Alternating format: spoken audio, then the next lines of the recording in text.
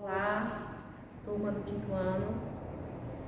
Vamos hoje aqui dar início a mais uma aula de português, né? Nosso módulo 2.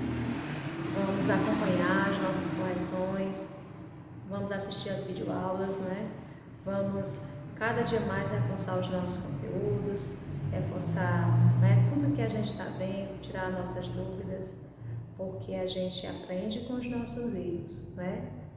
E é errando que a gente aprende, verdade? Então vamos fazer a correção. Se estiver errado, vocês apaguem, certo? Corrijam.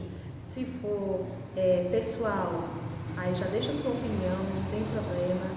Mas caso não, a gente faz a correção, né? Que é para a gente poder tirar as nossas dúvidas e saber se está correto ou não, tá bom? Então agora vamos colocar aí o nosso módulo 2, página 50, onde a gente viu formação de palavras, certo?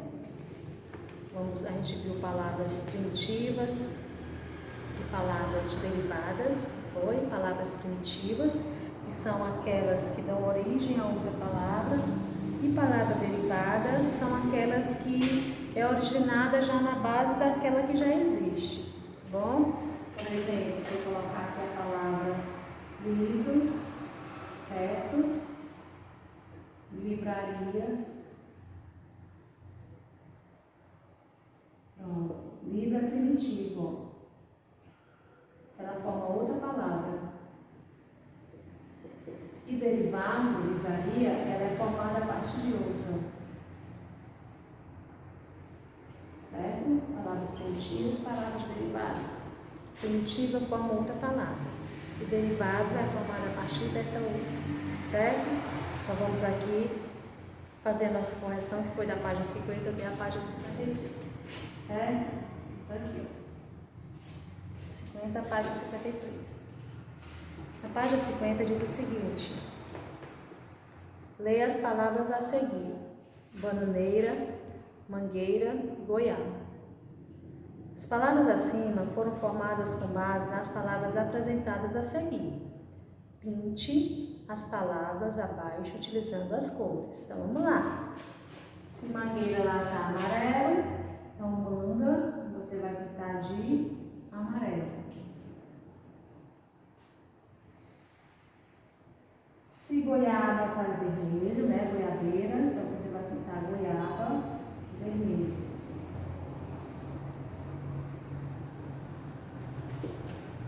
Se bananeira está de azul, você pinta lá o nome banana de azul. Certo? Fácil, né, professora? É muito fácil. Aí tá fácil demais. Coisa boa. A palavra que dá origem a outras palavras é chamada primitiva. A palavra que é originada com base em outra palavra já existente é chamada de derivada. E dá até um exemplo aqui, ó.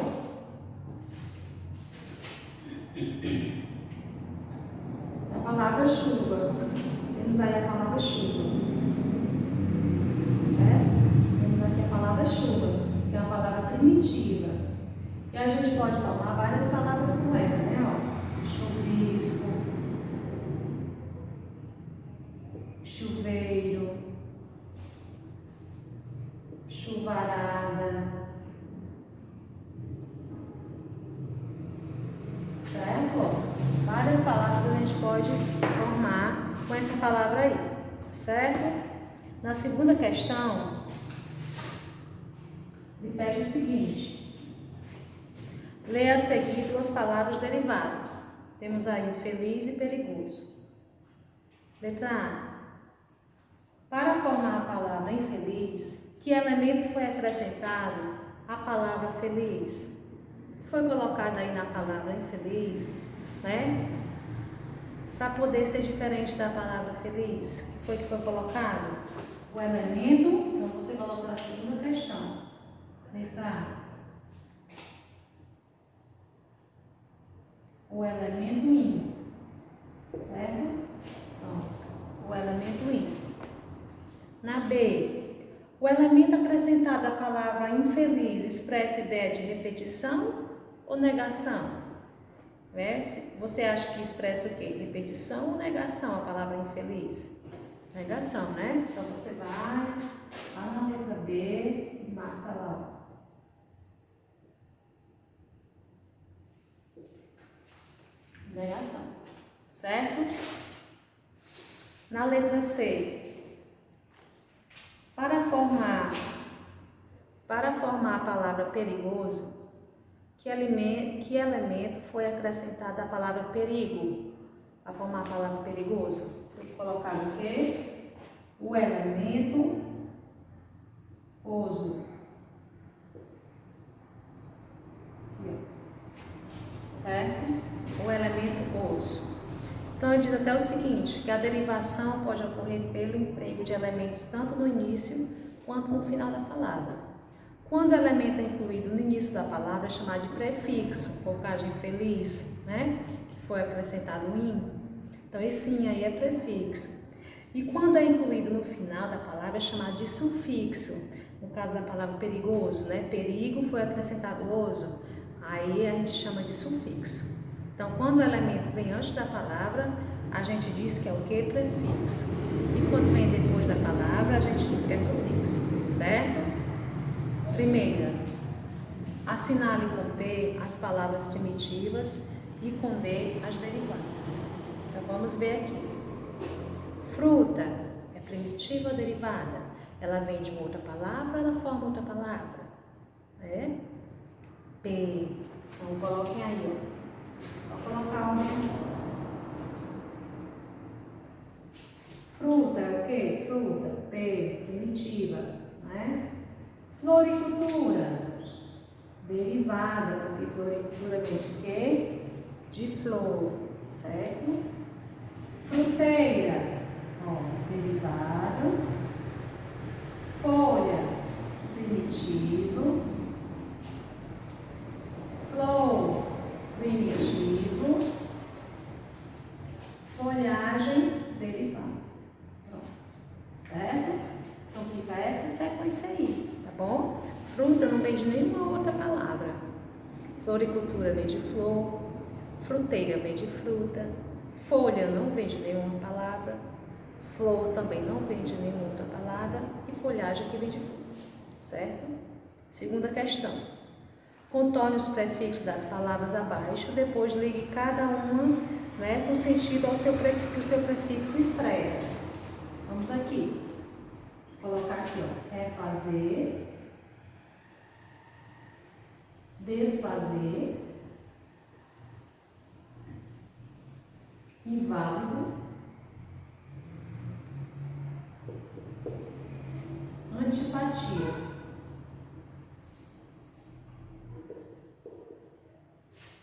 Certo? Então vamos primeiro contornar os prefixos. Refazer, desfazer, inválido e antes, só o ano. Pronto, certo? E agora a gente vai ligar para a ação de cada um. Refazer o quê? Repetição. Você liga, certo? Estou escrevendo, mas aí você liga. Desfazer é o quê? Ação contrária.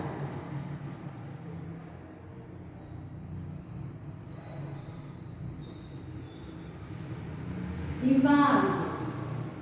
Inválido é o quê? Negação.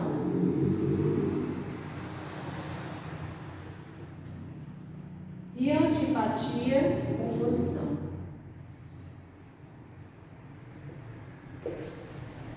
Certo? Pronto. Ok?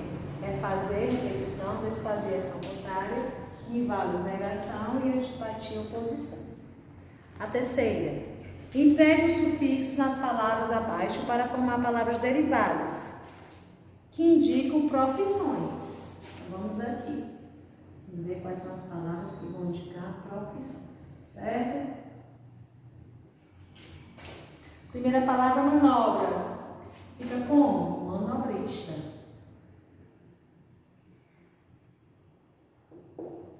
A outra palavra é dente. Fica como? Dentista. A próxima palavra é feira. Fica o quê? composto. Nós temos aqui 3 profissionais, certo? Manobrista, dentista e o feirante. Foi colocado o sufixo neles, né? Que é para poder dar o nome de um profissional. O sufixo que foi colocado antes ou depois da palavra? Depois, certo? Ó, manobrista, dentista e feirante, certo? Vamos aqui para a página 52. Página 52, a gente viu também sobre a questão do substantivo simples e composto. Né? O substantivo simples formado apenas por uma palavra, né? E o substantivo composto, que são formados por 2 palavras, né? E ligados por hífen. Vamos ver aqui. Leia o substantivo que nomeia cada animal, representado nas imagens. Vamos lá. Letra A. Qual desse substantivo é formado por apenas uma palavra? Qual? Porco, não é? Letra A, porco. Na letra B, qual é formado por 2 palavras? Porco espinho.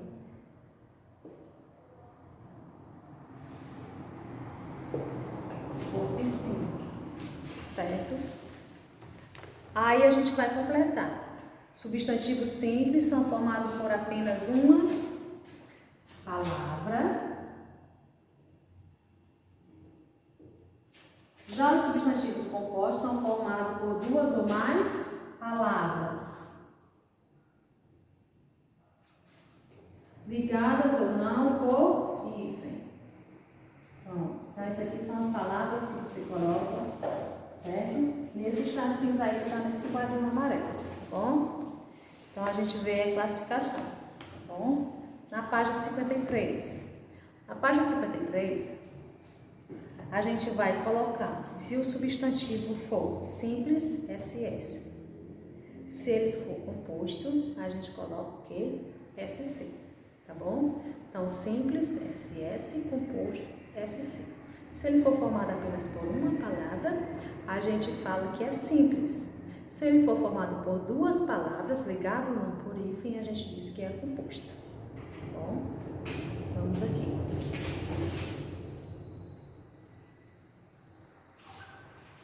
Vamos aqui a palavra. Ganhei um quebra-cabeça no meu aniversário. Quebra-cabeça é simples ou é composto? Está formado por 2 palavras ligadas por hífen. Então é o quê? Composto. Vamos letra A, SC. Letra B.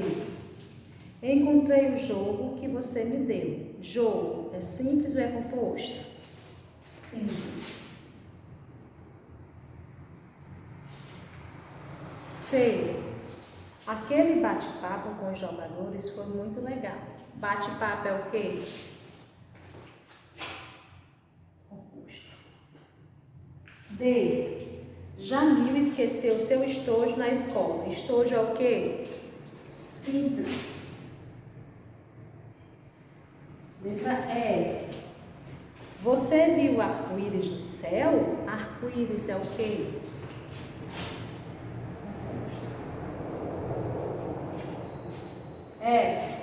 Preciso arrumar meu guarda-roupa hoje. Guarda-roupa é o quê? Composto.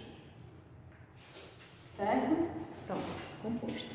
Entendeu, né? Segundo, escreve os substantivos compostos, né? Que nomeiam o que está representado nas fotografias abaixo. Nós temos aí 1, 2, 3, 4 fotografias. Certo? Vamos aqui. Na fotografia primeira, né? A primeira fotografia é o que? O girassol. Você escreve girassol. Certo? Abaixo de girassol, nós temos o quê? Beija-flor.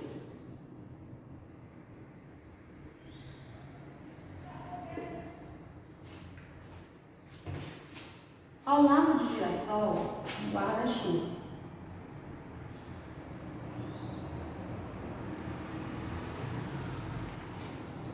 E abaixo de guarda-chuva, couve-flor.